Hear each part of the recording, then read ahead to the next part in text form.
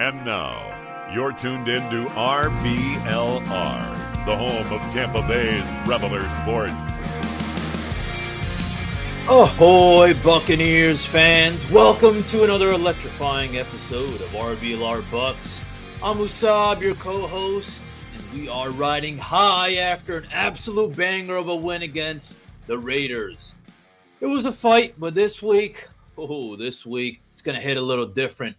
We're turning our eyes west to the City of Angels because Sunday at 4:25 p.m. Eastern Standard Time, it's the Buccaneers versus the Los Angeles Chargers. And trust me, this is not going to be the same vibe as last week. But before we dive into it all, I want to hear from you, the heartbeat of Bucs Nation. Whether you're a first-time listener or a day one fan, we want you to drop your thoughts, your hot takes, even your rants in the comments. You got a gripe about the offense? Let us know. Bold prediction for Sunday? Let it all out. All right, as I mentioned last week, think of us as your football counselors, all right? No judgment, just some football therapy, baby. But before we get into this, I got to introduce the squad. I'll tell you this, RBLR is a team, and we're kind of special. So I want to give a shout-out to our special teams. And to my right, I'll let the guys decide who's who. But to my right, we got the Jack Browning, all right, of the podcast. He's ready to bring in the heat and take this show to the next level. Please welcome the one and only Mr. Zach Lane. How are you? Pretty good, brother. How you doing tonight, man? I'm doing well. Good deal. I'd love to hear it, brother. We've been Bucks been looking good so far, but day by day as we get closer, I'm starting to get somewhat nervous about this game, especially the way the Chiefs Chargers game had turned out to be. So should be interesting though. But yeah, I mean, that Raiders Chiefs game was pretty close too, though. yeah, that Buccaneers Panthers game was close though too. Fair. That's real fair. A whole lot of close games in the NFL, I'll tell you that. But last but not least, the final puzzle piece of this iconic trio.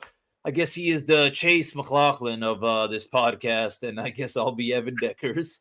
To my left, Mr. Carter Brantley. Carter, what's the good word, man? Oh man, yeah, just chilling. I hate that you're the long snapper, right? That's what you've labeled yourself as, Mr. Hey, Tree. man, the play don't start without the long snapper. The You know podcast don't what? start without me.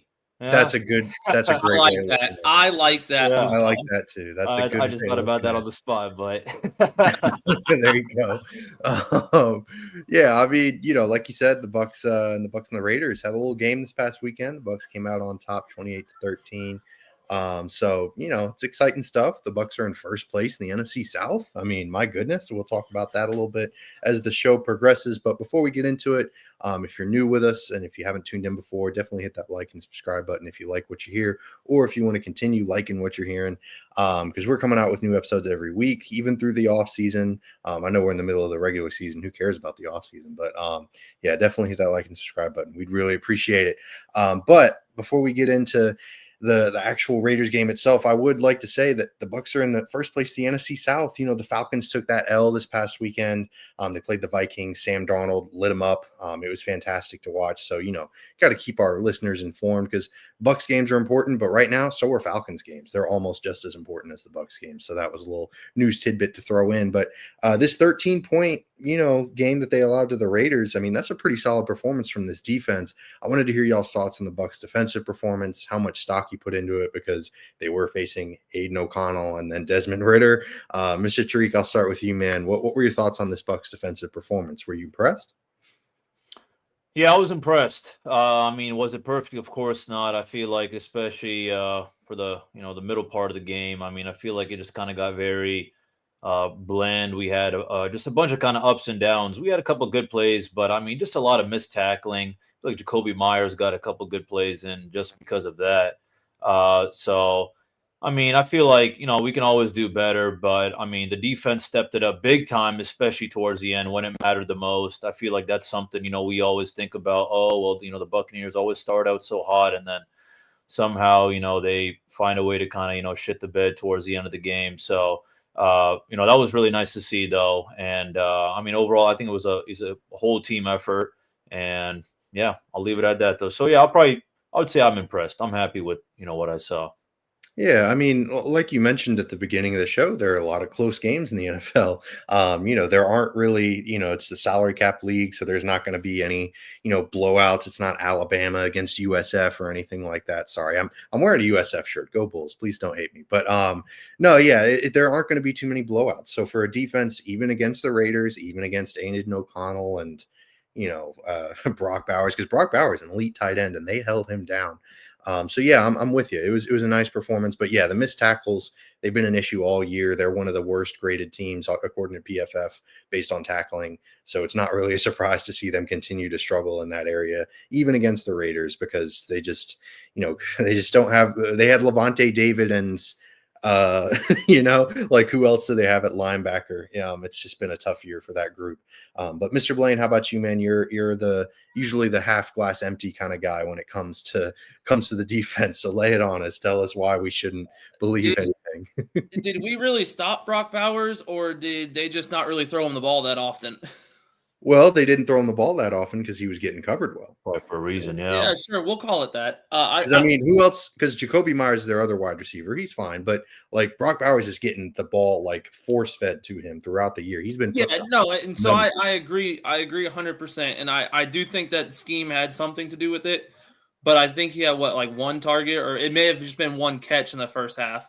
They didn't really start using him until the last drive when they were already down 2 touchdowns. So, I don't know how how much I'm gonna go with we stopped him as much as they just tried a different game plan and it clearly didn't work out. I mean, nothing is really working out for him the last 2.5 months of football, but that's hearsay.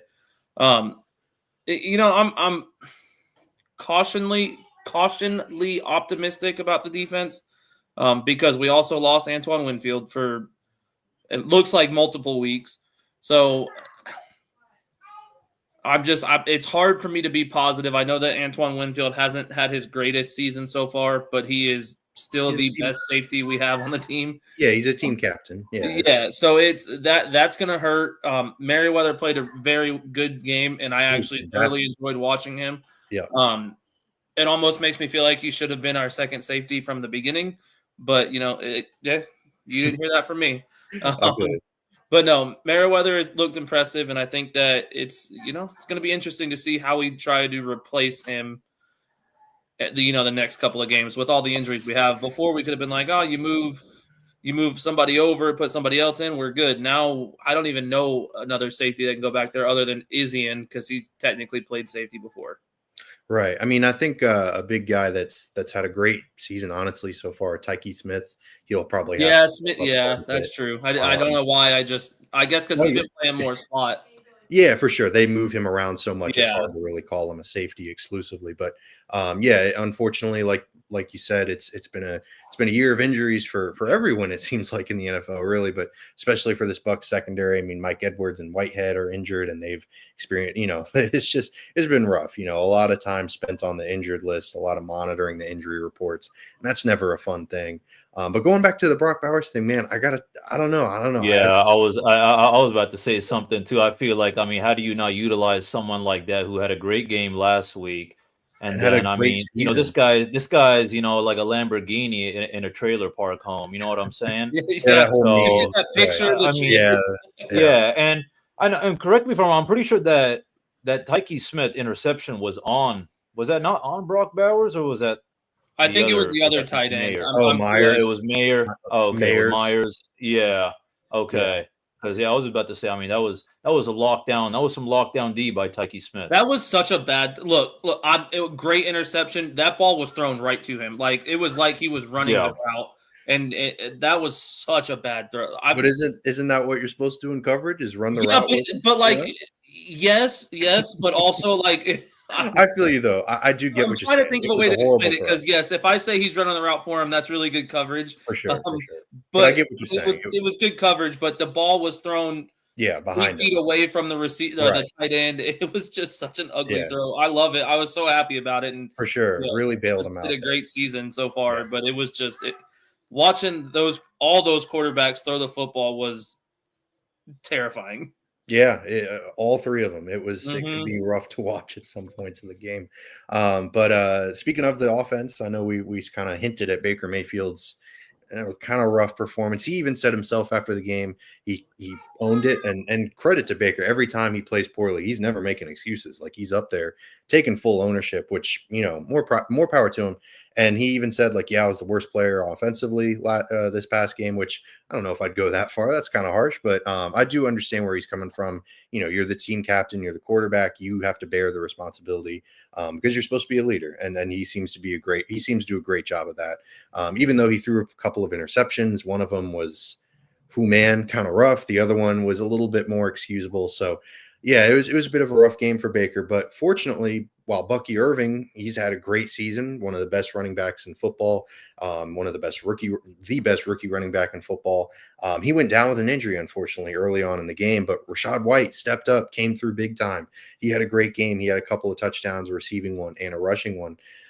So Rachaad White and Sean Tucker contributed. They still ran for over 100 yards despite missing Bucky. What are y'all's thoughts on the running game moving forward? It's been such a strength this year, which is shocking. Like, they have not had that. They have not been able to say that for a long time. So, Mr. Blaine, I'll start with you, man. I know you're not the biggest Rachaad White fan, but he had a pretty good game, yeah? Listen, man, it's not that I'm not a fan. We talk about this every time. It's not that I'm not a fan of Rachaad White. I don't think I got to give you a hard time. And I still stand by it. I don't think he's an RB1. I think he's a great receiving back, change of pace back. I think that's his calling, and I think that plays along with the improvement from the offensive line. I think the fact that we have that number one back in Bucky Irving has made it easier for Rachaad White to kind of hone in on what he's very, very good at, and I think it's showing. And all the running backs have been a huge part of this season, and I contribute that to them. Kind of all just none of their egos are too big. They're all willing to. Hey, I know Rachaad White is number one on the depth chart, but Bucky comes in and he plays usually more snaps, but you still see them around the same yardage, around the same impact on the game, and it's nice to see you have a group of guys that are willing to work that way and not have egos like some other people that have been on the team and left. Yeah, absolutely. I mean, I feel like in especially in today's NFL, it's so grueling, the long 17-game regular season schedule. Like if you don't have at least 2 or 3 running backs that are working together, Yeah. playing well, then you're going to struggle because unfortunately that's just, that's the nature of the NFL. Guys are going to go down like Bucky did, unfortunately, because I mean, good Lord, they don't let up on these players. Like they're like, hey, go run out there and play for in the heat or whatever. So it's rough, So I feel like if any running back comes in and has I want all the carries, like, man, big dog, you're going to be on the injured reserve by week 6. Like if you're not willing to cooperate a little bit. So yeah, but it's great to see. And they really complement each other quite well. And shout out to Liam Cohen. He's done such a great job of scheming these guys and supporting these guys and giving these guys more, gadget plays, more of the 2 running back sets. That's been so much fun to watch. He just really has been. Yeah, it's been he's done such a phenomenal job of just setting these guys up for success, putting them in a position to succeed. So as much as you can attribute it to the offensive line, you can put the blame or put the good vibes on Bucky Irving. You can also put it on Liam Cohen as well. So, but Mr. Treek, how about you, man? What are your thoughts on the running game moving forward? How encouraging was it to see Rachaad White and Sean Tucker continue to be really good? Really nice. I mean, this is something we discussed, I feel like, during the offseason. This is what we were kind of hoping, it turns out to be. He's like that kind of 3-headed monster, obviously with one of those monsters unfortunately going down. But, the fact that, Sean Tucker was able to step up and, you have to remind me. I remember, I forgot what week it was, but I remember Sean Tucker took off on fantasy. I forgot what week it was. But I remember It was the Saints game. He had over like 100. What was 147? Yeah. So I just player of the week. It's just that our running game has finally become relevant, and every single one of them brings something special to the table. It's just really nice also to see how we're able to just kind of really take advantage of our kind of, our pass game with Rachaad White as well. Hell, Sean Tucker, I mean, he's looking great out there. It's just hard, to kind of throw 3 guys in there at once to try to make sure they all get the same amount of, time of possession or whatever, when, they all got something special. And it's been working fine with Bucky and Rachaad, which, I don't blame anyone for not getting Sean Tucker out there, but it is exciting to see him out there. I mean, even that long run he had, almost getting that touchdown. I mean, he's a big body. He kind of reminds me of a little bit of a bowling ball. I mean, he puts his shoulder down there, so for sure. He doesn't go down easy either. So yeah, overall, just super, super exciting. I mean, this is something we've been missing for the last couple of years. It's a threatening run game, and it's honestly, it just makes me very happy. I'll leave it at that. It's a breath of fresh air. It's just such a remarkable turnaround. I think Liam Cohen's probably going to be up for, I don't know if they have an official Coordinator of the Year award, but he'll certainly be mentioned just almost exclusively because of the run game turning around so much. And that's really impressive. It's really been fantastic to see. But as I mentioned at the beginning of the episode, the Falcons, they lost to the Vikings. Vikings are a great team. Like, I'm not gonna, poo-poo on the Falcons for losing to Minnesota, but how they've been struggling a little bit as of late. They kind of had a nice little run there in the middle of the season, but it seems like coming down the stretch, they're starting to kind of, Kirko chains or whatever you want to call him, is he's struggling out there. Michael Penix is biting at his heels. So I'm really interested to see how the Falcons, the rest of the season plays out. Mr. Tariq, what are your thoughts? Do you think the Bucs can really just kind of run away with this division if the Falcons continue to struggle like this? I think so. I mean, I feel like they're really I'd probably say the main matchup that, the Falcons got ahead of them is, their second last game against the Commanders. I mean, I'm curious to see how this Raiders-Falcon game goes as well, especially little Desmond Ritter homecoming as well. But I mean, we'll see how that goes. But is that the next? Yeah. What do you say? Ritter's Revenge. It's like the Riddler's Revenge. Oh, yeah. Sorry. That was lame. Sorry. Nerd. Anyways, it should be an interesting, last couple of weeks for both of us, the Bucks and the Falcons. But I don't know. This one, the fact that the Vikings took the Falcons down gave us a little bump up, to first place now. I feel like we're just going to have to hold it now. But hell, this game against the Chargers is going to be really big for us too. So we'll see how it goes. It's going to be a close fight, honestly. Every single game for both of us really, really matters. Yeah, I mean, you can't really afford to lose too many games for either team because, I mean, they both kind of have such easy rest of the years. As much as, like you said, the Raiders are kind of weird, the Ritter portion of it. But it's just, I don't know. It's going to be interesting to see how they can continue to take advantage of maybe some weaker opponents, or if they maybe make a quarterback change, if Kirk Cousins continues to turn the ball over and struggle. So I don't know. It's certainly a storyline to monitor. But Mr. Blaine, how about you, man? What are your thoughts on the Falcons? They lost to the Vikings and the rest of their schedule, how the division shakes out. Yeah, I mean, I know it's easy to forget about the Saints at this point, but there's realistically, I mean, maybe not anymore with Derek Carr being done for the season from what it appears. But there's a world where the Saints go 9-8 still. Like, do I think that wins the division? No. I think that Tampa can lose one more game, but then we'll have to win out. Yeah. That's just how it feels at this point. I think that Atlanta is having issues. I think the age is kicking in to Kirk Cousins, and it's really showing that his lack of mobility and his arm strength is just not there anymore.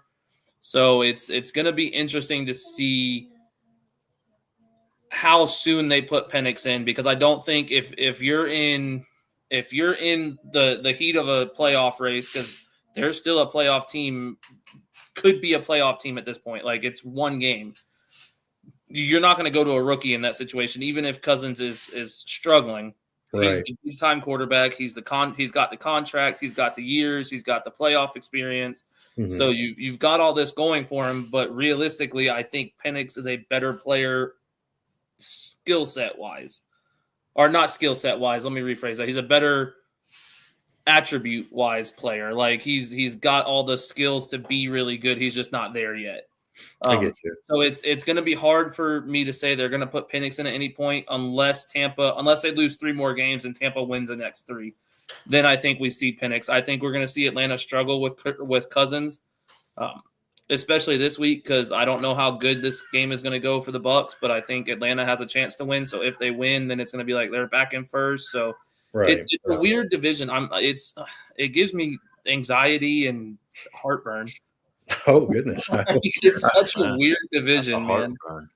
Not heartburn. I hope that doesn't continue, my friend. But I feel you though. It's a weird division. It's very up and down. Like, who knows what to make of the Kirk Cousins. Yeah, and you got to think, if you're the Falcons, not just this season, but moving forward, like, you invested a first-round pick in Michael Penix. If you throw him into the fire and say, hey, man, we need you to win these games, like, right now, like, we're in playoff contention, like, pedal to the metal, then, oh, man, that's a lot of pressure to put on someone, especially, someone who's still trying to get his bearings in the NFL. Like, his first start could be like a playoff implications game. Like, it's a scary thing to think about, but it also if you're an Atlanta fan, it kind of, at this point, it looks like Penix is your guy next year.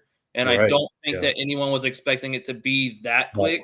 Yeah. I think we were expecting, at least in my opinion, I was expecting 2 years of Cousins before 2 years and then Penix gets in. Right. But at this point, I don't think there's a question to be had whether Penix is the guy next year. I think Cousins is going to be a very expensive backup, and that's just how it's going to go. So it's almost like, do you want to get him that experience at this point? Like, you're not going to make a deep playoff run. You're just not. So why I see kind of from both ends on being like, well, let's just play him and see what happens. Sure. Because if you lose it for us, look, we weren't going to make a run anyway. Like, it's okay. But I know that's a lot of pressure. I know that GMs and coaches probably aren't looking at it that way, but Of like course. from the outside looking in, you know that Atlanta's not going to make noise in the offseason, or in the playoffs. So Yeah. why not try it? Yeah, it's a tough thing to give a guy that much money and have to bench him, mid-season or towards the end of the season. Yeah, I mean it's a brutal kind of development. I think the Falcons were expecting more, and I think most of us were too. But hey, it's good for the Bucks. It's good for the Bucks that Kirk is struggling because they're the dirty birds. We don't want to see them win. But on a more positive note, we kind of been taking a dump on the Falcons. Player of the games, or players of the game. My apologies. On offense, I went ahead and picked Rashad White, but I don't know if y'all disagree or anything. I went Rashad. I think Jalen McMillan had an outstanding game too, but I think Rashad White was my pick for the offense. And then on defensive side of the ball, we already mentioned his big interception, Tyke Smith. He just had an outstanding performance there, and he really stepped up because the Bucs really needed some safety help. So do y'all have any other shout outs you want to give to any other players, or maybe you disagree? What are y'all thoughts on the players of the game? Yeah, I'm cool with both of those. I personally had McMillan just because of they both had 2 touchdowns. So I think either way there was really no wrong answer. Like there was those 2 players. If you had anyone else, it's just okay. But on defense, I had Merriweather. Yeah, he played great too. Just because Smith played very, very good. It's not taking anything away from Smith at all. He's a very close second in my opinion. But Merriweather came in off of being signed from I believe it was Detroit's practice squad, and was instantly like, oh wow, I'm kind of enjoying watching him play football. He made a few big tackles, should have had an interception. It was a great play. Right. All around, he was my go-to guy, my favorite guy to watch on the defense, and I think is why I picked him. Yeah, I mean both of them really, really fun to watch. But Mr. Streak, how about you, man? Did you have any other maybe hidden gems or anything you wanted to shout out? No, definitely no hidden gems when it comes to player of the game. Fair enough. That's a big gem calling your name, saying, "Hey, I'm the player of the game." But no, I'm gonna have to go probably. I'm gonna go McMillan just because it's always been about our guys like Rashad White and Mike Evans and like that in the past. And I mean both touchdowns of his were really nice. I mean, the first one, beautiful route, beautiful throw to him. Yep. And then second one, I mean, I feel like no one was really expecting that. The Raiders defense wasn't either because, he was wide open once he got that bad boy. So, and then on the defense, I'm just have to go Tyke Smith. I feel like, he's been doing a pretty solid job overall. I mean, we drafted this guy, somewhat kind of, in the earlier rounds. So for a reason, of course. And, he showed out, especially when we needed it. It was kind of a momentum changer as well because they were kind of getting a little bit close to it. And I got to say, I mean, both tight ends, that was it Mayer. He's a pretty solid. That guy could be a pretty solid, tight end one on another team. Honestly, yeah. I feel like he's a little bit under the shadow, bro. Real early draft picks. One year after the other. Mayers was a 2nd round pick, and Bowers was a 1st. Yeah. Oh wow. Yeah, it's kind of tough. I don't really understand that from a roster construction standpoint, but at the same time, you just got to get good playmakers. They're both good receivers, I suppose. But they're different types of tight ends too. Bowers could almost play wide receiver if we're being right. Yeah, he's stupid athletic. If he was if Jaden Daniels wasn't having the season that he was having, Bowers could probably pretty easily be the offensive rookie of the year, and he still might end up as the offensive rookie of the year, deservedly so. Yeah, it's a 3-horse race for that, in my opinion. Right, yeah, with Nix and Daniels and Bowers for sure. That they did a great job of locking Bowers down though. And hey, Tyke Smith, speaking of him, he was from Georgia. They shared that little. I didn't even think about that. That's a good point. Maybe. Yeah. No, yeah, I don't know. That's why he was locked down. Tyke Smith knew all of his tells. Dog versus dog. That's what I'm saying, man. Figure it out, brother. That's the key. Dog versus dog. But if you're looking for the Tyke Smith of wardrobe upgrades, if you're looking for some really solid gear to rock, maybe while you're watching Tyke Smith get an interception next weekend. But head to shop.rblrsports.com. We've got some really great gear there for all your Tampa Bay sports needs. Definitely check it out. We'll even give you a promo code because, the Bucks won this past weekend. Got to celebrate. That's Cannon, CANNONS. Type it in and get 10% off your entire order. After all, Christmas is around the corner, so you can pick yourself up a Christmas present or pick a family member up a Christmas present.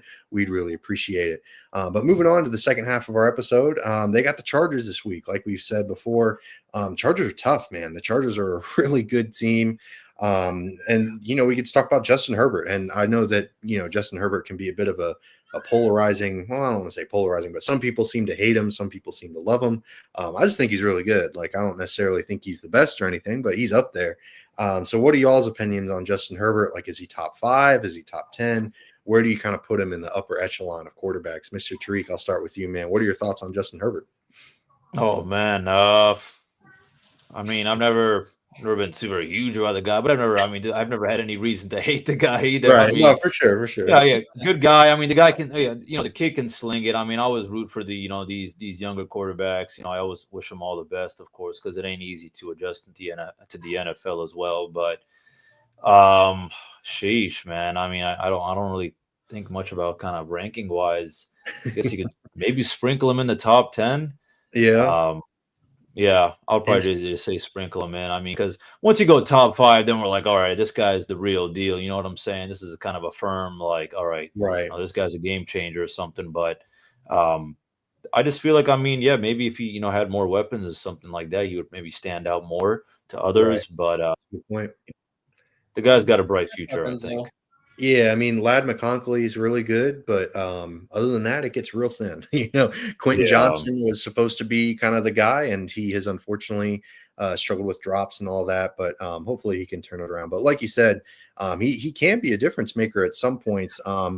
So I'd say he's definitely top 10. He's closer to being top 5 than I think some people give him credit for, but definitely solidified top 10. But Mr. Blaine, I see you're an Oregon State guy. So what are your thoughts on the former? Yeah, I was going to say, it must be nice not to have a reason to hate the guy. Right.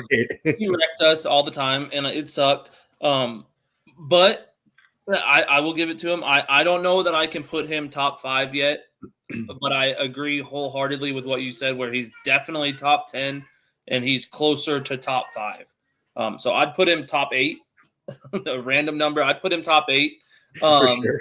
He's a good quarterback. I love to watch him play at this level. I do think it sucks that he doesn't have talent around him this year. But we got to remember he's had some talent around him. He had Eckler. He had Keenan Allen, Mike Williams, who kind of is a non-factor. But when he's not hurt, it was a good for sure. Yeah, he's a good wide receiver. Yeah. So it's like it's not that he's never had talent. It's just that I don't think that the coaching has been great around him, and now we're seeing, in my opinion, a good coach. I know a lot of people have issues with Harbaugh, but I think he's a good coach. Right. And I think we'll see Herbert become a top 5 quarterback in the next couple of years. Yep, agreed. I will say I might like, because you go with Mahomes, Lamar, Burrow, and Josh Allen, whatever order you want to choose. And then after that, it gets kind of interesting. It gets kind of fun. So yeah, it's going to be interesting to see how that all shakes out. But Harbaugh, like you said, he's a great coach. I think the main issue that, at least myself, I don't want to speak for other people, but just the cheating aspect of it. Hey, you ain't cheating, you ain't trying, baby. For sure. Yeah, that's the slogan that they use. But everybody does it. It's just who gets caught. Oh, right. For sure. Yeah. I don't know. It's still gross. He's also a Michigan guy. Like, I don't like Michigan. Like, they're a blue blood school, and forget all those big schools. He should go Bulls. You know what I'm saying? But he's a really great coach. He's done some great stuff with the Chargers. And speaking of that great stuff, I mean, my goodness, their defense has just been so stinking good this year. It's been really, really ridiculous. They almost beat Kansas City. I mean, every team in the NFL seemingly has almost beat Kansas City, but it was a really close game, really outstanding. Both quarterbacks really wheeling and dealing. But the Chargers defense, I mean, my goodness, you just kind of look at their overall metrics and, top 10 in rush defense grade, top 3 in coverage, which you look at that secondary, and Derwin James, great safety. But after that, I mean, they just have a bunch of interchangeable parts. It's a lot of guys that can kind of come in and out. So it's been really, really impressive. 3rd lowest EPA per pass allowed. They're also pretty good against the rush in the top half of the league. So do y'all expect the Bucs to struggle offensively against this Chargers defense? Mr. Blaine, I'll start with you, man. What are your thoughts about this Bucs offense picking up against this Chargers defense? My biggest fear is Bucky going to be 100%? And I think at this point in the season, no one's really 100%. But is he going to be 100% for a game this late in the season? I guess is what I mean by that. He's had an injury the last 3 games now. He's been hurt and had to miss a little bit of time in each game. Mm-hmm. Every week it feels like, we don't find out till Saturday that Bucky Irving's going to play. So it's been, which means he's tough. Like he's a tough guy. He's not taking any games off. He probably could have taken any of the last 3 games off, and we'd been like, all right, yeah, I get it. He deserves it. But I think it shows you how tough he is. I don't know if I want him testing that against this front seven. No. This front seven is scary, man. And then to have their defensive backs, like you said, their best corner right now is it Tahib Stills or something like that? Like, still, yeah. The dude is no one's heard of him until he started playing in LA, and we're like, whoa, what is this guy doing? Like, he's playing really good football. Derwin James, a stud. Like, there's nothing you can't say anything bad about him as a football player. So it's I think at this point we'd be dumb to not think they're going to struggle a little bit. Yeah, right. No, that's a good point. I mean, it's kind of an easy slam dunk kind of thing, but yeah, I mean, it's Mr. Treek. How about you, man? Maybe you've got an alternate insight. Khalil Mack has also had a really I don't want to say a renaissance season because he's always been pretty solid, but he's managed to stay healthy this year, which is huge. Yeah. For him. So, what are your thoughts on this Chargers defense and how the Bucs can do against them? Yeah, this one's going to be real interesting just because, I mean, this is going to be a big turn of events compared to the last kind of games we've been playing. I mean, this is a completely different ballgame, especially on the defensive side. I mean, our offense in the past has really been our main hope, to win games because our defense has been very, weird at times, if not all the time. Yeah, if not all the time. So, yeah, I am curious to see though how our run game has always looked really good. I mean this season it's improved a lot from the past, so it's finally I guess going to be a real test. And I do want to kind of piggyback off of what Zach was saying about Bucky. I mean, it makes me think. I don't know, is it worth it to kind of go all in and meaning kind of play Bucky against this Chargers team, or you can kind of just maybe take it easy or something, or maybe just kind of limit him a little bit because, I mean, I guess I'm open also seeing Sean Tucker out there as well. But it's not even just the run game. I mean, it's also just our offensive line going against their front seven as well. I mean, especially Luke Gadecki going against some of these guys on the side, those defensive ends, Tristan Wirfs, just all of them. Seriously, Ben Bredesen, Graham Barton. Let's see how how he does against a true tough front seven again. So to summarize it all, this one's going to be a real battle. It could be real ugly. I'm praying not, but I wouldn't be surprised, to be honest. This could be kind of those quick pass kind of games for Baker Mayfield. Right. Yeah. And that's the good news is that, Baker and Liam Cohen, they love that. Like he has one of the lowest time to throws, the lowest average depth of targets in the NFL, like him and Mahomes and Kirk Cousins kind of battle it out for the bottom most of the time. And they've been really successful with it throughout the season. So I think that, they'll lean on that quite a bit. They'll lean on the run game because, as much as the Chargers have a solid run defense, that is a bit weaker just because they're so good against the pass. So it's going to be interesting to see how that all plays out. And yeah, I'll be really curious to see if maybe I don't want to call it a punt game because that sounds, defeatist, but yeah, maybe they do sit Bucky down. They say, hey man, like you haven't been right for a while. Like just take a week. This is going to be a tough game. Like just take a break. We need you for the stretch. Like that wouldn't be surprising. That would be kind of, I don't want to say it would be smart because then you're not waving the white flag or anything because Rachaad White and Sean Tucker, they could still win you a game. They could still go out and play really well. So, yeah, that'll be kind of a storyline to monitor moving forward for sure. With that being said, too, this almost feels like a Sean Tucker type of game. He's our power back kind of. Absolutely. This feels a lot more like that kind of game that we need to play. So I would almost prefer them to sit Bucky this week because I would rather have Bucky healthy for the next 3 games, I guess, after this, as opposed to have Bucky for all 4, but have 50% of Bucky for the last 3. Right. So I'd rather I want to see a Sean Tucker type game this week, and I hope that someone can see the same thing that we see. Right. Yeah. I mean, it'll be interesting. I mean, it's tough. Like we saw it with the Chris Godwin thing. Unfortunately, it's hard to tell these guys, hey, you're not playing this week. None of them are gonna just like kind of take the okay, I'll go sit down. Like they're competitors. They haven't gotten to this point in their life by being complacent. So Exactly. it's tough to sit a guy down like that. But you have to save a guy from himself. You have to save a player from their own kind of overconfidence, if you will. So yeah, I mean, it's going to be interesting to see how they handle Bucky Irving this weekend. But we've been kind of negative to start this second half of the episode, so I wanted to focus on maybe some favorable matchups for the Bucks, or maybe just some interesting matchups for the Bucks.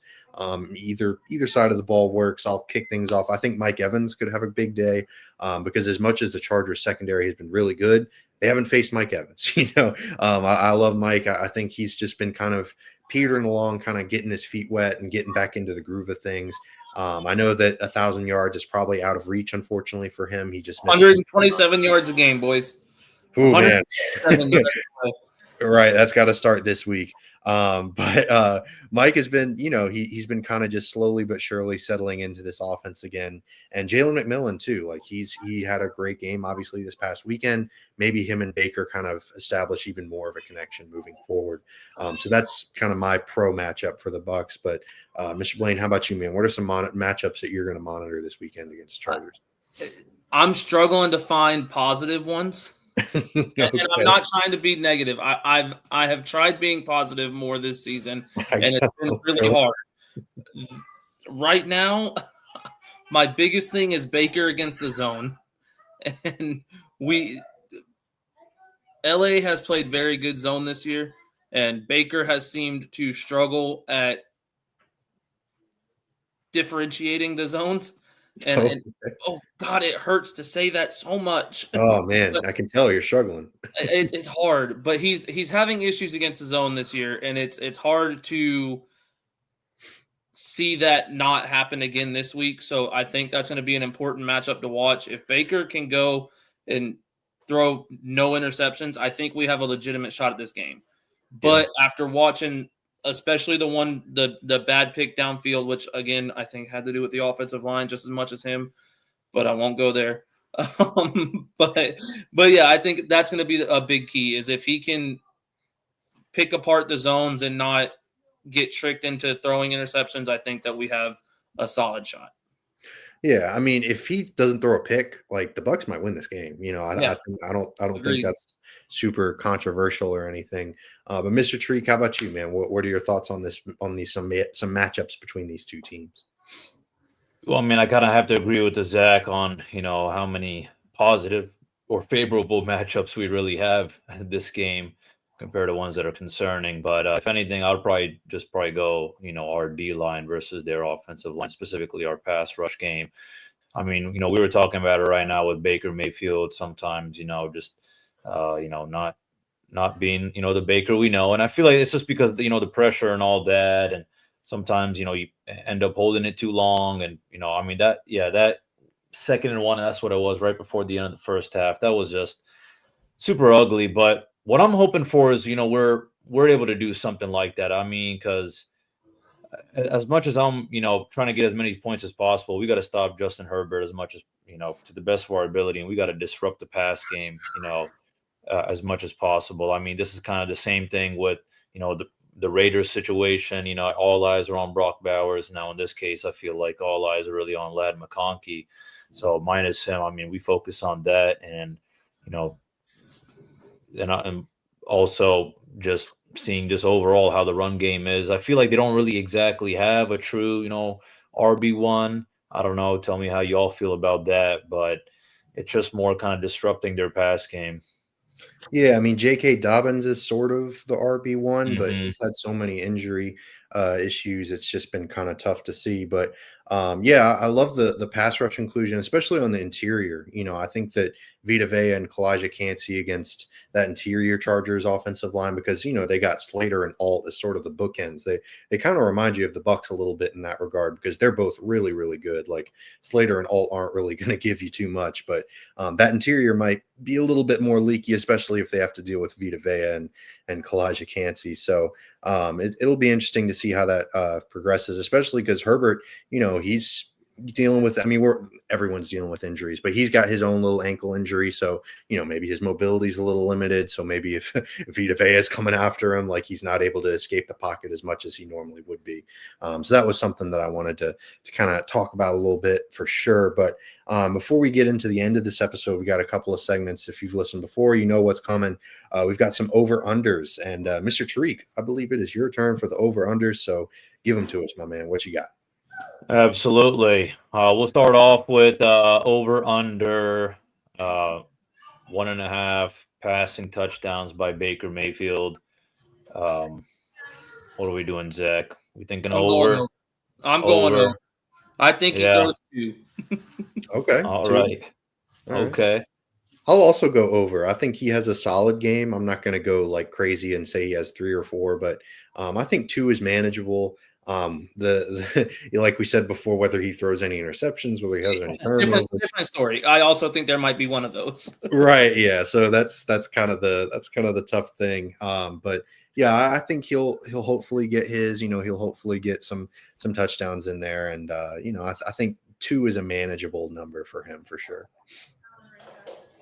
Right on. All right, this one's a little interesting just because I feel like we got to kind of change it up. And, as I was, thinking about our beloved special teams today for my, podcast intro, I thought, why don't we get a little special teams prop out there as well? So, special teams prop. Yeah, yes, sir. So what are we thinking? Over, under 6.5 kicking points. Chase McLaughlin. Ooh. Zach, I'll let you go first, my man. This is a tough one. Oh God! See, okay, so, oh no, I have to go under because of my score prediction, and I said that Baker's going to throw 2 touchdowns, so I realistically have to go under here. Right. It's not possible with my score prediction, so I'm going to go under. But I could very well see it being over. Like I wouldn't be shocked if it were over. Yeah, I'm going to go under as well. And like Zach said, it's mostly because I went over on the Mayfield touchdowns. So I'm going to go under as well. But this is a good one. It's always so tough to predict the kicking stuff, especially because it's kind of strength on strength. The Bucs offense is really good. The Chargers defense is really good.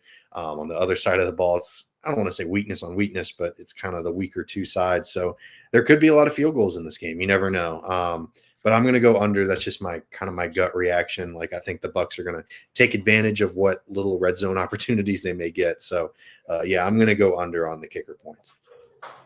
Likewise, I'm going under just because I was also going over on the Baker passing touchdowns as well. Plus, for the love of God, you can't, I feel like, there's always people trying to, say, oh, this is a lock of the year or something.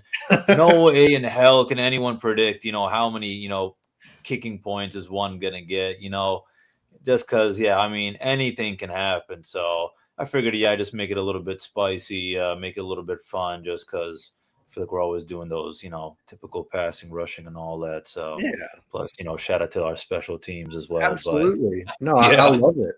At least it wasn't like something punting related, like maybe like net yards and punts or whatever for Browning. That would have been tough. I would have just quit. I would have just hung up right now. Yeah, fact. I would have just total shot in the dark. Like who the heck knows? That is whatever the opposite of a lock of the year, like maybe the I don't even know, but that would have been tough. But we're almost. Or we could do like an over under, like 2.5. How many times the camera, gets Todd Bowles in his iconic straight face? Yeah. Oh man, yeah. The classic Bowles, just like no expression shot is always. It's always the fun. resting bull face. That's right. He's as stoic as ever. He's just ever the stone face. He'd be a great poker player, like if that's how he is at the poker table. But before we let y'all go, before we head on out, I want to get some predictions in because that's the whole fun part of the episode. You got to predict who wins and by what score. So, Mr. Tariq, I'll let you get us started. Who you got winning and by how much? I think this is going to be a battle in one way, but unfortunately, I just don't think the Buccaneers are going to be able to get the win. I mean, this is also a must needed win as well for the Chargers. Both of these teams are fighting, for a spot in the playoffs as well. So, and especially after not going against a real defense, I wouldn't be surprised if our Bucs get shaken up a little bit. But I do think that maybe we keep it close. But in the end, I'm going 23-21 Chargers win. Wow. Okay. Yeah, I'm with you. I got the Chargers winning as well. 20-14. Yeah, for all the same reasons. Like it's intense. Like both these teams fighting for playoff positions, like you said. So both teams way too much to play for this to be like a fall flat game for either of them. So I'm excited to see how it plays out because it should be pretty intense. But Mr. Blaine, how about you, man? Who you got winning and by how much? I got the Chargers winning 28-14. I don't think we're going to have the coverage in the middle of the field to stop. They seem to really like Palmer in the middle of the field. It's a great point. I don't think we're going to have the coverage to stop Palmer in the middle of the field. So right. I know Ladd McConkey's had a good season and Quentin Johnston's their second receiver, but I think Palmer is going to be the one that kind of hurts us this game. Interesting. Yeah, I mean, it's tough to watch teams just continuously pick that part of the field apart because unfortunately, Levante David, he's great in a lot of areas, but this year it's been a bit of a step back in terms of pass coverage. And also he's got KJ Britt or fill in the blank with whatever backup / practice squad guy you want to think about. So it's been tough over the middle of the field for sure. That's a great point. So yeah, unfortunately, negative Nancy's on this show. My goodness, we all got to tough, man. We haven't had a game like this in a minute that we're all like, yeah, we're gonna. Yeah. I mean, it's tough. The Chargers are really good. They've got a really good squad, but hopefully we're all wrong. But regardless of what the result is, we'll be coming back at you next week. So if you want to keep up with us and make sure you're updated to the date, just give us a follow at RBLR Bucks or at RBLR Sports because we've got some really phenomenal content coming out across our channel. All things Tampa Bay sports related, we've always got you covered. But we'll see y'all next week. We'll be back here, for better or for worse, whether it's a win or a loss. So we really appreciate y'all for tuning in and appreciate my co-host for help making my job easy. And as always, go Bucks. Go Bucks.